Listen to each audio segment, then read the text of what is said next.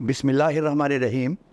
मेरे प्यारे नाज़रीन और सामीन, मैं हूँ आपका भाई हाफिज़ वसी मोहम्मद ख़ान और ये है आपका जाना पहचाना यूट्यूब चैनल हाफिज़ वसी टीवी।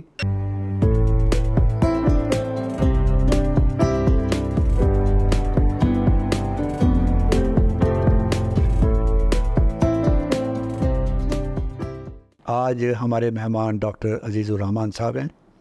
पिछले प्रोग्राम में आप इनका तारुफ़ सुन चुके हैं और मेरे लिए ये इंतहाई खुशी की बात है कि आज ये मेरे मेहमान हैं। नाज़रीन, हमें एक आदत पड़ी हुई है कि हर जनरेशन जो है वो ये कहती है कि हमारा ज़माना बहुत अच्छा था और जो हमने काम किया वो किसी और ने नहीं किया।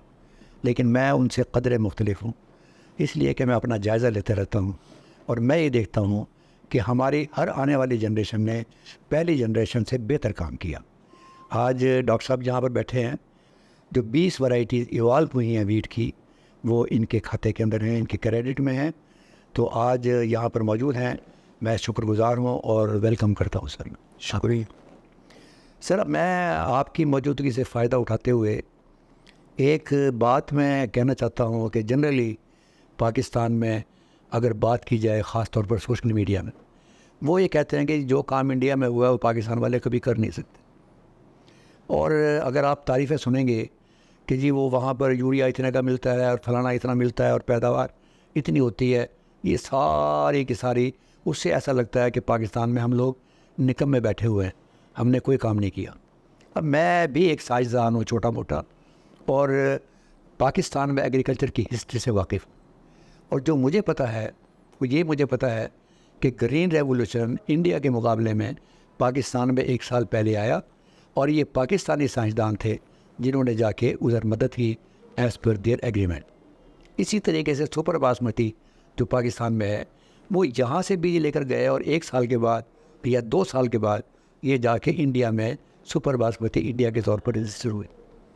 तो ये असल कुछ चीज़ें हैं ऐसी जो हमें मजबूर करती हैं कि हम लोगों को ज़रा क्लियर करें कि हमारी क्या पोजीशन है। मैं रिसर्च से मुताल्लिक़ आपसे मैं पूछना चाहता हूँ, अपने इल्म के लिए भी और मेरे सुनने वालों के लिए भी, कि हमारी जो आजकल रिसर्च प्रायोरिटीज़ हैं, क्योंकि आपकी पूरी ज़िंदगी वो रिसर्च इंस्टीट्यूट के साथ वाबस्ता है, चाहे वो पल्स के बारे में हो, चाहे वो गंदम के बारे में हो, तो ये आप इसी के इर्द गिर्द घूमते रहे। तो मुझे आप बताएं कि आजकल जो हमारे रिसर्च इंस्टीट्यूट्स में काम हो रहा है, वो किन किन चीज़ों के ऊपर रिसर्च को तरजीह के तौर पर रखा गया? जी, बिस्मिल्लाहिर्रहमानिर्रहीम। सबसे पहले तो एक आपने लफ्ज़ इस्तेमाल किया, ग्रीन रेवोल्यूशन। 1965 में जो एक दुनिया में पूरी में ये एक आया, इनकलाब आया जिसको सब्ज़ इनकलाब कहते हैं। इसमें गंदम की जो छोटे कद वाली वैराइटीज़ थी वो मुतारफ़ करवाई गई। वो जो थी वो खाद को बर्दाश्त करने की उनके अंदर सलाहियत थी, तो खाद के इस्तेमाल से उनका जो कद छोटा था वो गिरती नहीं थी और उनकी पैदावार में इजाफ़ा होता था। पाकिस्तान दुनिया का वो पहला मुल्क था जिसने उस टेक्नोलॉजी को अडॉप्ट किया। मैक्सी पाकिस्तान में 1965 में रिलीज़ हुई, जबकि इंडिया में 1 साल बाद रिलीज़ हुई। अगर आप उसकी जो हिस्ट्री है, आप माशाल्लाह आप भी एग्रीकल्चर के स्टूडेंट हैं, तो जो इनसाइट है, मैं जो सिमट में रहा हूँ, वहाँ एक बहुत ही बूढ़े साइंसदान थे डॉक्टर वोल्स्टन, तो वो लाइब्रेरी में बैठे होते थे, मैं उनके पास चला जाता था। उन्होंने मुझे एक बोरलॉग का एक पेपर दिया। इसमें बोरलॉग ने ये वो जो journey two of green revolution in Pakistan, उसके बारे में पेपर में लिखा हुआ था। को हमारे अजीम साइंटिस्ट डॉक्टर मंजूर अहमद बाजवा, बहुत सारी दुनिया उनसे वाकिफ़ है, वो डायरेक्टर भी रहे, DGP रहे। यस, वो वहाँ ट्रेनिंग पे गए, और चोरी नूर, वो 2 पहले पाकिस्तानी साइंटिस्ट थे जो ट्रेनिंग पे मैक्सिको गए। वो वहाँ से अपने बैग में छोटे छोटे पैकेट्स सीड के उस वक्त की वैराइटीज़ के लिए है साथ, तो उनको ला के यहाँ टेस्ट किया, बोत लगाया, तो वो उनके जो बहुत ही इंकरेजिंग रिज़ल्ट थे। फिर तो पाकिस्तान की जो रिसर्च थी उसी वक्त सेमी डवार्फ की तरफ शिफ्ट होना शुरू हो गई। इसके बाद जो सेमी डवार्फ वैराइटीज़ वीट की आई, और फिर वो बतदरीज हमारी पैदावार बढ़ती गई, और यहाँ तक कि अब हम इस हालत पे पहुँच गए हैं कि हमारे पास वाफर गंदम पड़ी हुई है, हमारी ज़रूरत से बहुत ज़्यादा है। तो इसी तरह अगर दूसरी क्रॉप्स की बात करें, राइस, चावल की बात करें, तो चावल में जो सबसे पहले छोटे कद की जो वैराइटीज़ थी वो पाकिस्तान ने ही बासमती राइस में, खास तौर बासमती चावल की, वो पाकिस्तान ने मुतारफ़ करवाई। मुझे याद है वो 370 होती थी, था कसूर उसका एक ही था कि वो लॉन्च कर जाती थी। लॉन्च कर जाती थी। तो और फिर उसके बाद बासमती 385 जो थी, वो पहली हमारी जो वैरायटी थी वो आई, जो छोटे कद की थी, हमारे काला शक्का कुकर इंस्टीट्यूट ने रिलीज़ की। उसके बाद सुपर बासमती वो आई। ये सारी वैरायटीज़ इंडिया में हम यहाँ से गई हैं, तो हमारी ये बड़ी वैरायटी को इंडिया ने अडॉप्ट किया है।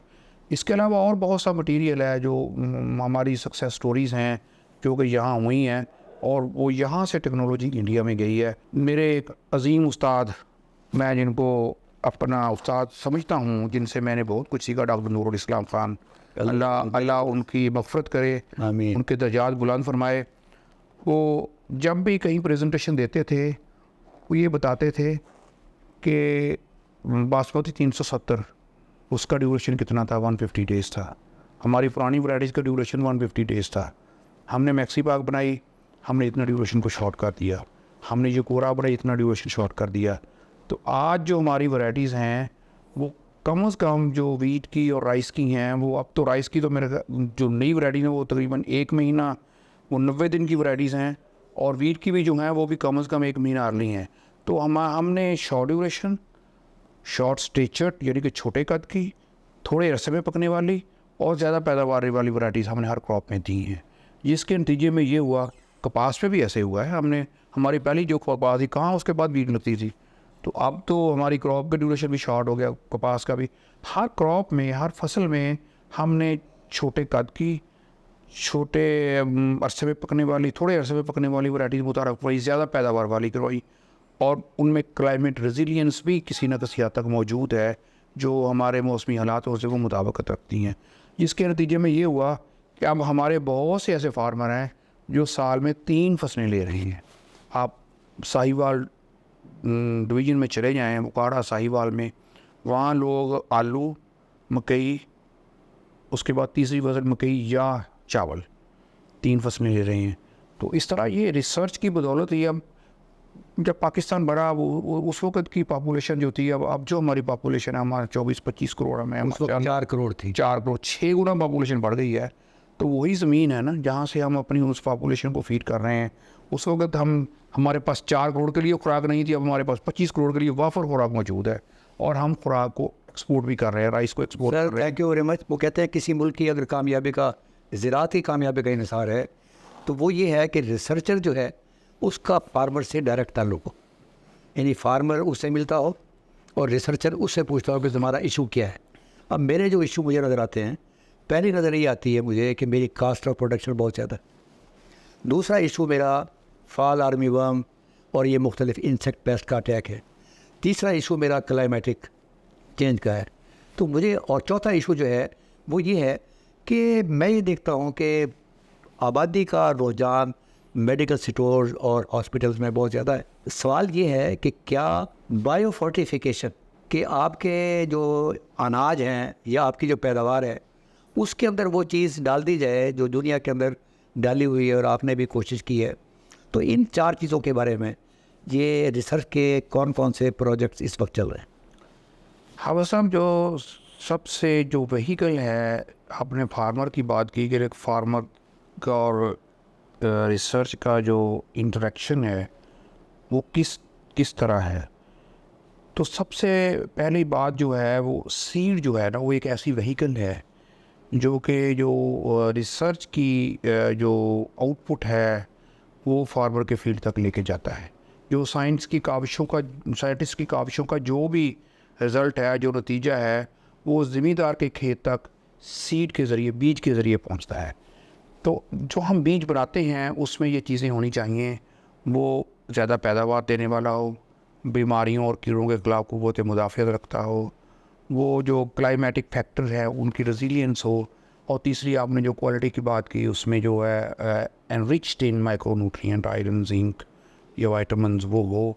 दुनिया में ऐसी बहुत सी जो है वो वैराइटीज़ बन गई हैं, बल्कि अब दुनिया इसी काम पे लगी हुई है कि हमें ऐसा मटीरियल डेवलप करना चाहिए जिसके अंदर वाइटामिन्स और मिनरल्स की अवेलेबिलिटी ज़्यादा हो, ताकि हमारी जो खुराक की ज़रूरियात है इंसानी जिस्म की, वो दवाइयों की बजाय यहाँ से पूरी हों। तो उस पर भी काम हुआ है। जैसे वीट में आप जानते हैं कि जिंकोल है और अकबर है और नवाब है, ये हाई जिंक वैराइटीज़ हैं। तो इसी तरह और क्रॉप्स पे भी काम हो रहा है, राइस पे काम हो रहा है, बाकी क्रॉप्स पे भी काम हो रहा है। तो फ्रूट्स पे हाई जो वाइटामिन नए नए फ्रूट हम इंट्रोड्यूस करवा रहे हैं जिनमें ज़्यादा है इसकी वाइटामिन की जो अवेलेबिलिटी है। अभी आपने देखा कि जैतून का बड़ा कामयाबी से हमारे मुल्क में जो है वो उसका फ़रो हो रहा है।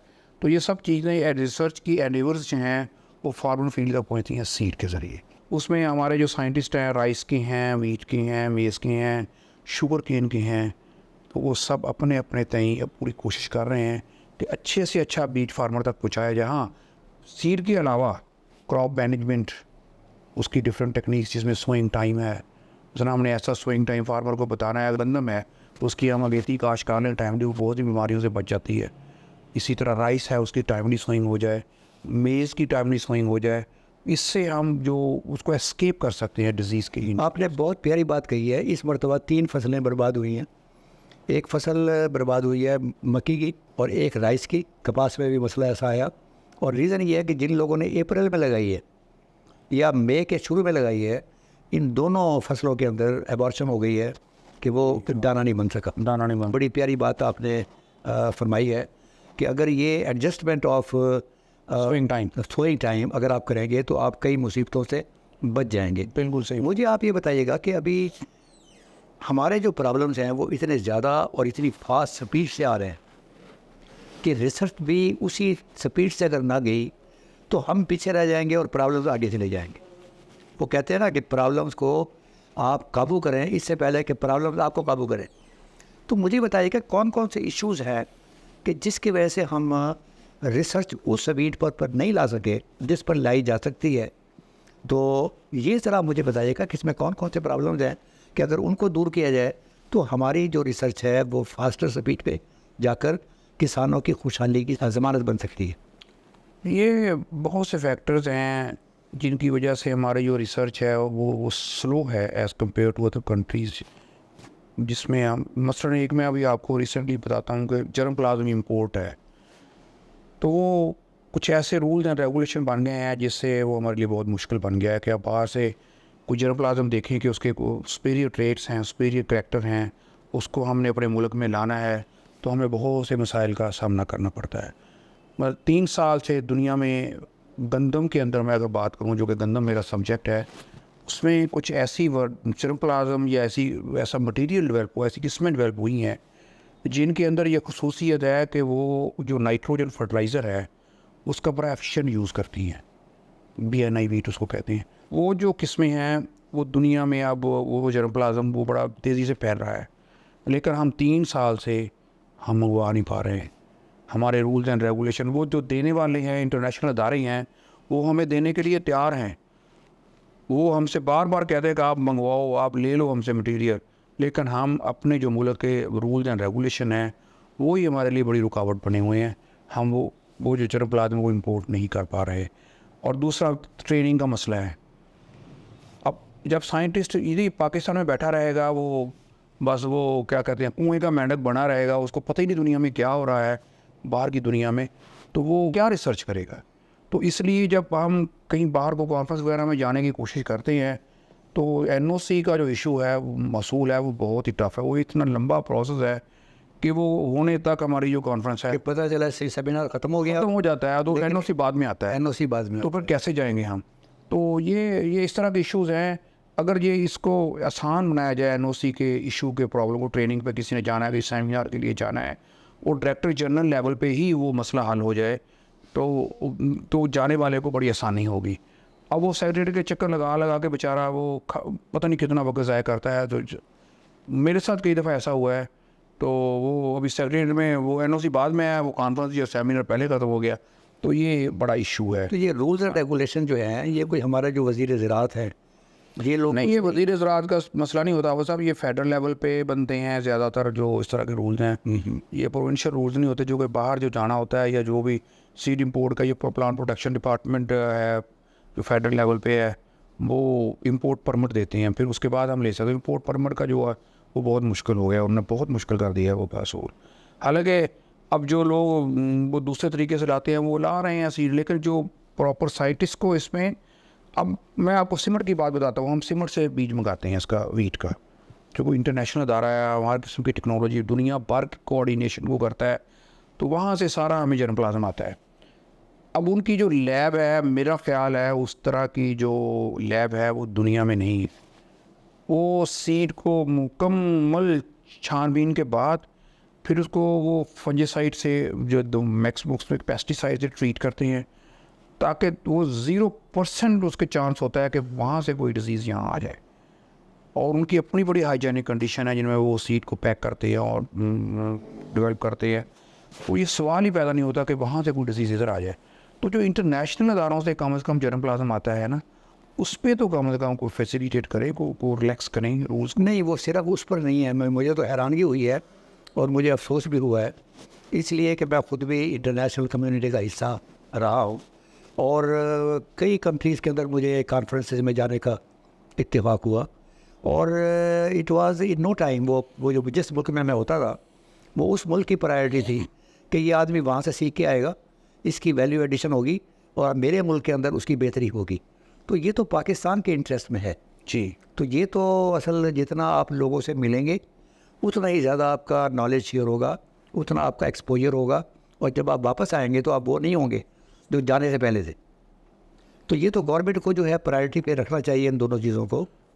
तीसरा जो सबसे बड़ा मसला है वो फंडिंग है। फंडिंग, एक तो ऑपरेशनल बजट कम है एज़ कम्पेयर टू सैलरीज। अब ऑपरेशनल बजट में भी उसका जो आता है ऐसे है, वो क्वार्टरली 3-3 महीने का बजट आता है, 1 महीना लेट आता है, उसको ऑनलाइन होते आता है, ऑनलाइन होता है 1 महीना गुजर जाता है, फिर वो कहते हैं अब इसको खर्च करो। अच्छा, वो खर्च करने के लिए वो 15 दिन पहले उसको उठा लिया जाता है। अभी जो इलेक्शन का साल था उसमें बहुत मसले आए, तो हमारे जो बेसिक चीज़ें हैं इलेक्ट्रिसिटी और POL, वो इतना हमने मुश्किल से गुजारा किया, हमने पता नहीं कैसे बिजली कटने से बचाई। तो वो पता नहीं करोड़ों का हमारे ऊपर बिजली का कर्जा चढ़ा हुआ था। वैसे डॉक्टर साहब, ये आपने जो मुझे बात बताई है, मुझे वो POL से और बिजली से तो बहुत ज़्यादा गरज नहीं है। मुझे गरज इस बात से है कि जो फंडिंग की जो नॉन स्टॉप जो सप्लाई है, एक्चुअली किसी भी रिसर्च के काम के अंदर ये बड़ी इम्पॉर्टेंट है।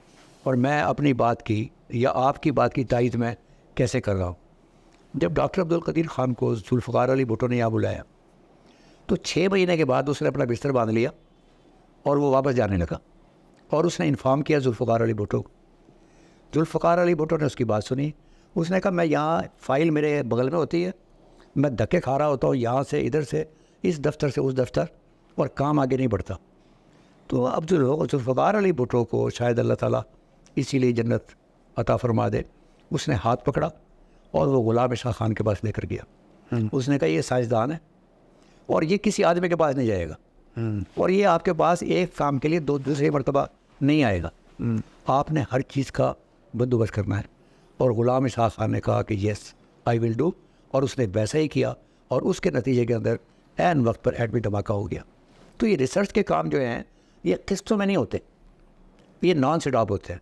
अब मुझे आप बताइएगा, जो मैं आपसे पूछना चाहता हूँ, रिसर्च के अंदर एक लफ्ज़ जो है जो आने वाले वक्त में और ज़्यादा इम्पॉर्टेंट हो जाएगा, उसका नाम है फार्म मैकेनाइजेशन। जी जी। अब मैंने अनियन का, प्याज का बीज मैंने ड्रिल से लगाया, मैंने कैमोमाइल, कितना छोटा उसका बीज होता है, उसको लगाया, मैंने गार्लिक मशीनरी से लगाया।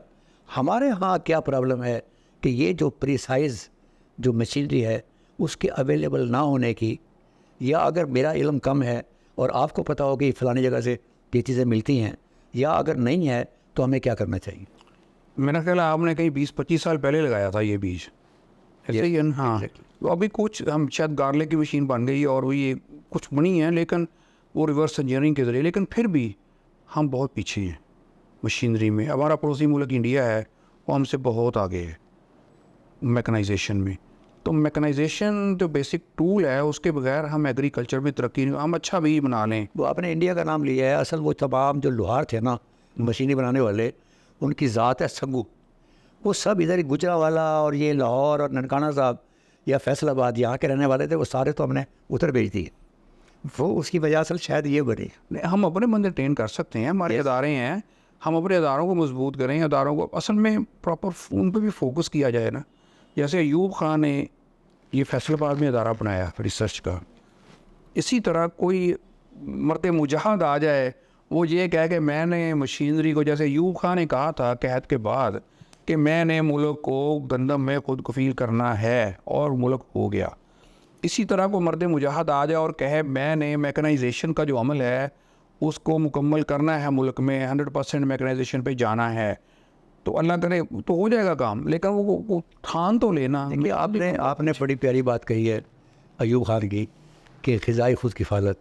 मैंने वो कहत भी देखा है जो आपने पढ़ा है, मैंने देखा है उसको, और मैंने ये भी देखा कि ख़ुद किफ़ालत के लिए जो दफातर के अंदर जो लान थे ना, वहाँ पर भी उसने कहा कि गंदम लगा दो, और फिर वैसा ही हुआ।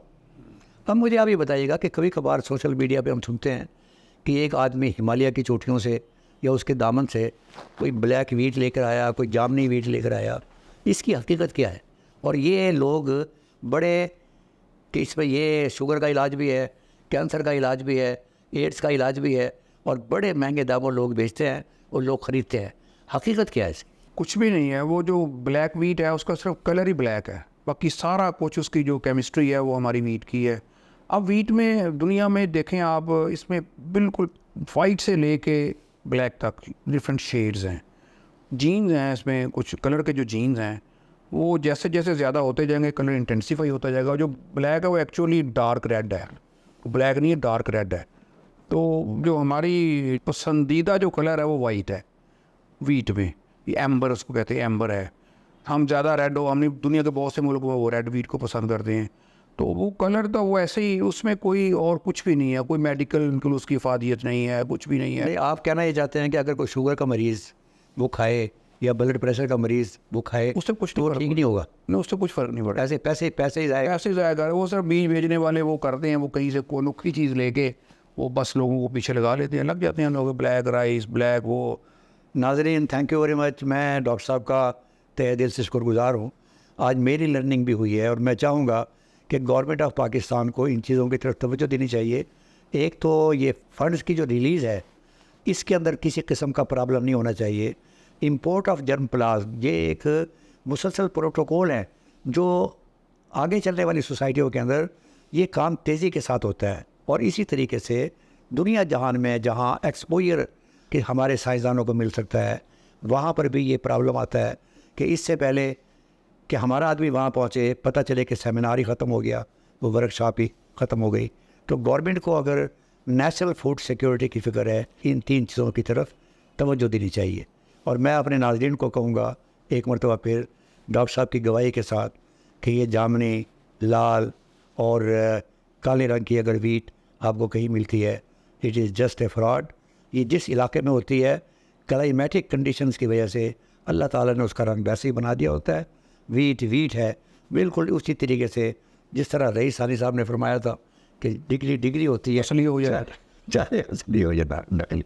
मैं शुक्रिया अदा करता हूँ डॉक्टर साहब, एक मरतबा मेहरबानी। अल्लाह ताला आपको ज़िंदगी दे और आप कौम की उसी तरह खिदमत करते रहें। ममा अलैना इल्लल बलागुल मुबीन।